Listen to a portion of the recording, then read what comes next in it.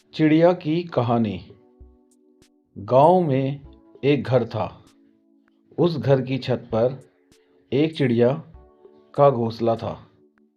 उस घोंसले में चिड़िया और उसके बच्चे रहते थे। एक दिन गांव के बच्चों ने खेल खेल में उस चिड़िया का घोंसला तोड़ दिया। अब चिड़िया और उसके बच्चों के पास रहने के लिए कोई जगह नहीं बची। चिड़िया ने फैसला किया कि अब वह गांव के बाहर अपना घोंसला बनाएगी, ताकि कोई भी उसका घोंसला तोड़ ना सके। चिड़िया अपने बच्चों के साथ गांव के बाहर एक नदी के पास आई। नदी के किनारे दो पेड़ थे। चिड़िया पहले पेड़ से बोली, बारिश होने वाली है, क्या मैं और मेरे बच्चे तुम्हारी टहनी में घोंसला बनाकर रह सकते हैं? लेकिन पेड़ ने मना कर दिया। फिर चिड़िया दूसरे पेड़ के पास गई और यही सवाल दूसरे पेड़ से पूछा, और वो पेड़ मान गया। चिड़िया अपने बच्चों के साथ खुशी खुशी दूसरे पेड़ पर घोंसला बनाकर रहने लगी।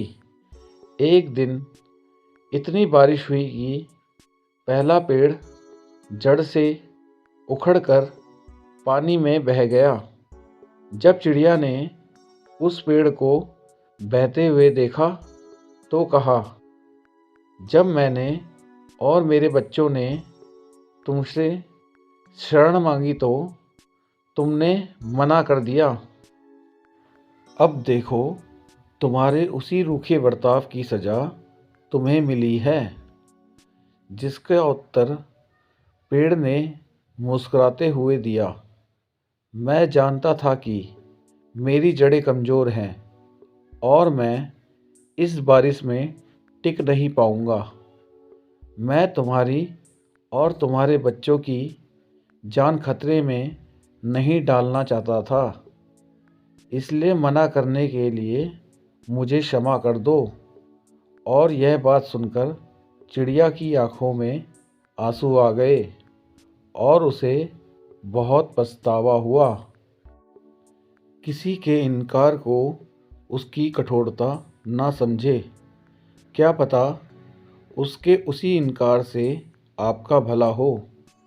कौन किस परिस्थिति में है, शायद हम समझ ना पाएं।